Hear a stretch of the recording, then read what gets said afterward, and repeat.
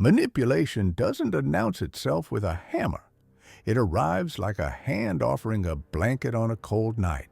Gentle, warm, convincing. It starts with attention.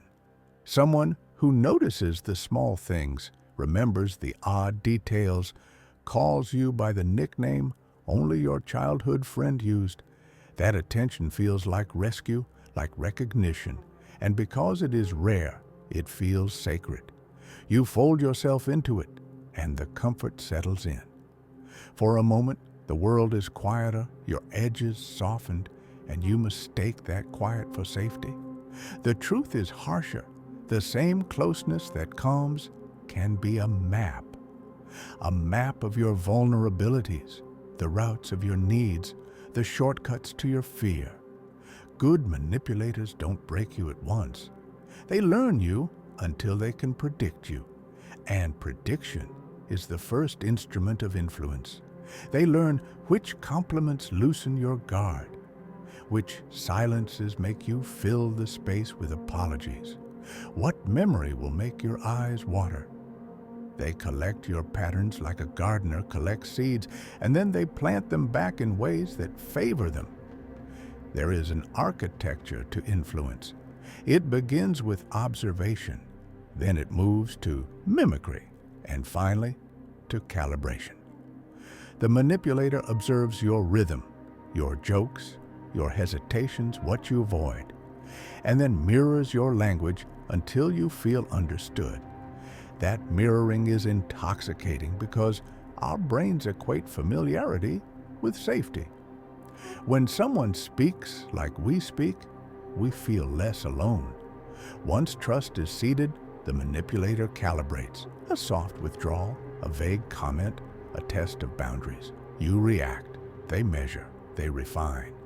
Small tensions are introduced like tiny cuts, then soothed with larger gestures. This push and pull is not random cruelty. It is a methodical trial designed to make you trade autonomy for their predictability. They are not interested in truth as a moral value. Truth is a material to mold. They will not so much lie as omit, shade, and emphasize. They tell parts of the truth that help them and leave out the parts that don't. This selective honesty makes them believable while still keeping the narrative in their hands. The biological reason this works is not mystical, it is neurological. Our brains are pattern-making machines wired to reward social connection. Dopamine spikes when we experience social rewards. Approval, affection, attention. And withdrawal of those rewards triggers craving. Manipulators exploit this circuitry with the same logic as slot machines. Intermittent reinforcement produces the strongest addiction. When affection comes unpredictably, sometimes lavish, sometimes withdrawn, our brains learn to chase the next high. We become less interested in the person's consistency and more obsessed with recreating the moment of relief that follows their return. That relief feels like love because it fills a physiological gap. It is not kindness so much as recovery. Add to this the human need for coherence. We prefer a narrative that makes us feel special, chosen, or needed. A manipulator supplies that narrative and in return asks for a small then larger complicity. Gaslighting is the quietest, most corrosive tool in a manipulator's kit. It is less about making you believe the opposite of what you know, and more about making you doubt the solidity of your own perspective. The phrases are banal. You're overreacting. You're remembering it wrong. You made me do it. But their effect accumulates. Each tiny denial is a stone in a wall that gradually separates you from your own authority over your life. Over time, you stop relying on your memory, your sense of time, your emotional truth. You learn to check with them. You start asking for permission to feel. That dependency becomes a feedback loop. As you defer to their version of reality, they tighten the narrative further, and your instinct for independence withers like a houseplant away from light. But manipulation is never only about power. It is often about need. Many manipulators are themselves victims of early strategies of survival. They learn the language of influence to obtain the love or safety they once lost. Their tactics are habits born of fear. That human complexity doesn't excuse manipulation, but it explains its persistence. Both parties are acting on adaptations that once helped them survive. You become the one who holds the key to the manipulator's security. Your compliance is their reassurance, and they in turn become the only person who validates your worth. This mutual dependency can be lethal to agency. You are not being possessed by an outside force. You are being invited into an economy of emotional debt where favors, apologies, and sacrifices are the currency. Why do we stay? The answer is not simply weakness. It is a compound of hope, shame, and investment. Hope keeps the future as a bargaining chip. This time will be different, you tell yourself, because the pattern of small kindnesses and big apologies creates believable narratives of change. Shame prevents leaving because leaving implies you failed, not just at love, but at being lovable. Investment of time, of identity, of children, jobs, social circles makes the cost of departure unbearably high in the imagination. And beneath all of that, there's the perverse comfort of chaos. When your nervous system has been trained to equate unpredictability with intensity, predictability begins to feel empty. You may find peace boring and difficulty meaningful. You may prefer the sting that proves existence to the calm that proves safety. There are recognizable tactics: love bombing, insincere apologies, triangulation, and slow isolation. At first, love bombing floods you with attention and paints a portrait of devotion. It is theatrical, extreme, and charming. But when that theater is withdrawn, you're left longing for the stage. Insincere apologies follow. Grand, theatrical, promises without procedural change. Triangulation appears when the manipulator uses others to validate their claims, to make you jealous, or to test your loyalty. Isolation is subtler. Criticisms that erode your friendships, suggestions that only they really understand you, small lies that paint other people as threats. All of this is accompanied by rhetoric that places responsibility for the relationship's health on you. If you were kinder, more patient, less reactive, you would deserve their devotion. This moral inversion is a powerful blinder. You begin to police yourself rather than scrutinize the system. Recognition is the first step to reclamation. Naming the pattern removes its mystique. When you can point to the mechanics, the calibrations, the intermittent rewards, the narrative control, the manipulation loses its glamour.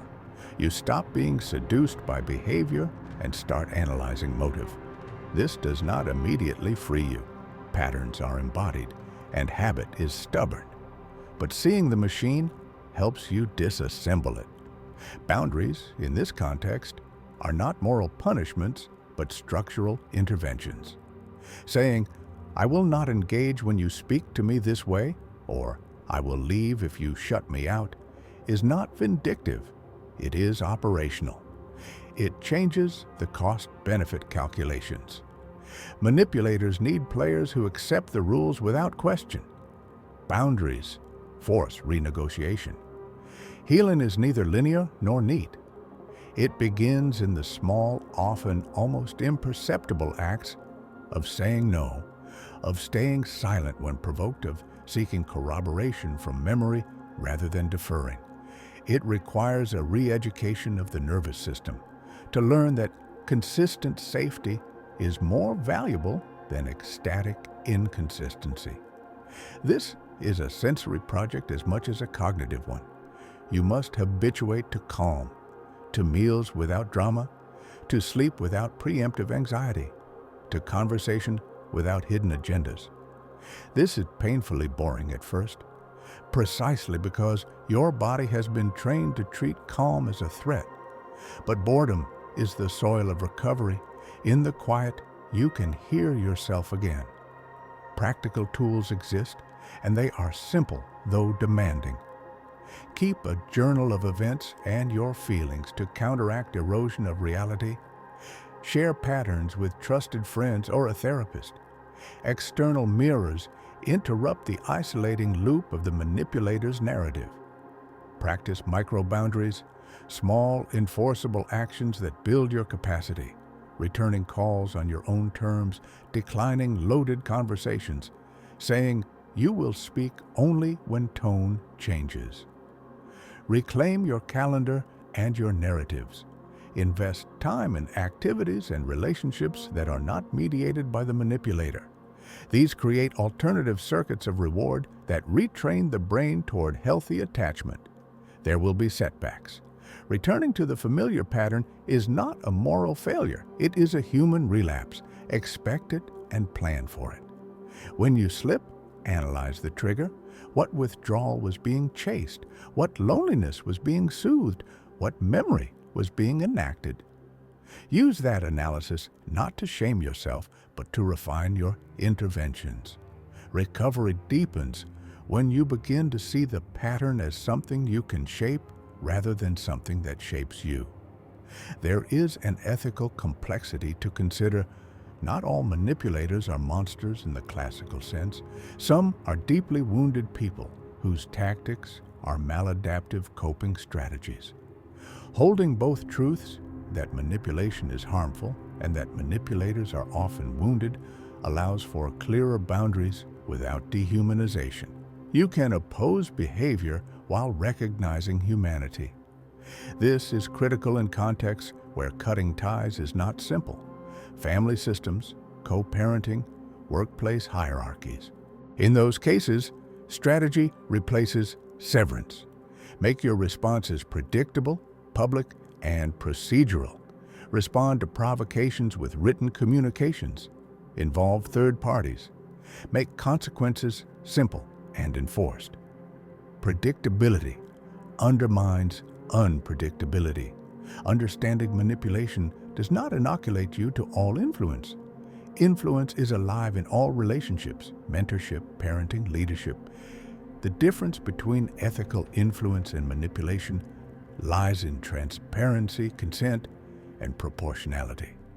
A parent who guides a child with clear explanations and respect is influencing.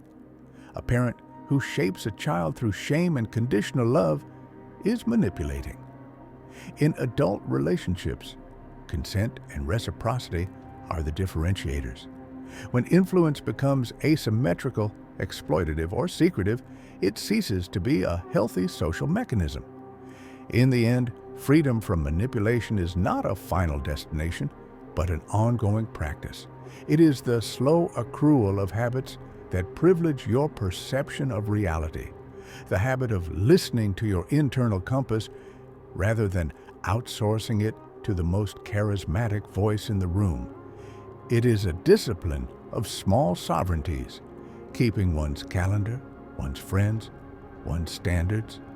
It is a courage that looks boring to the outside eye because it rejects drama for steadiness. Yet that steadiness breeds dignity.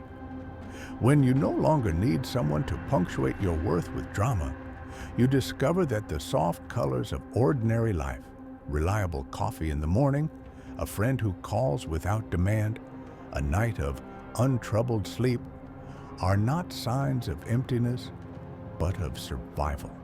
If there is a last truth here, it is this: the mechanics of manipulation are teachable, and so is resistance. Once you can name the lever being pulled, you can choose whether to play. Awareness does not make you immune, but it changes the contract. You move from being a passive actor to an active negotiator of your own interior economy. That is where real power lives. Not in forcing others to change, but in refusing to let your nervous system be trafficked for someone else's security. When you claim that power, the strings won't disappear, but they will no longer direct your dance.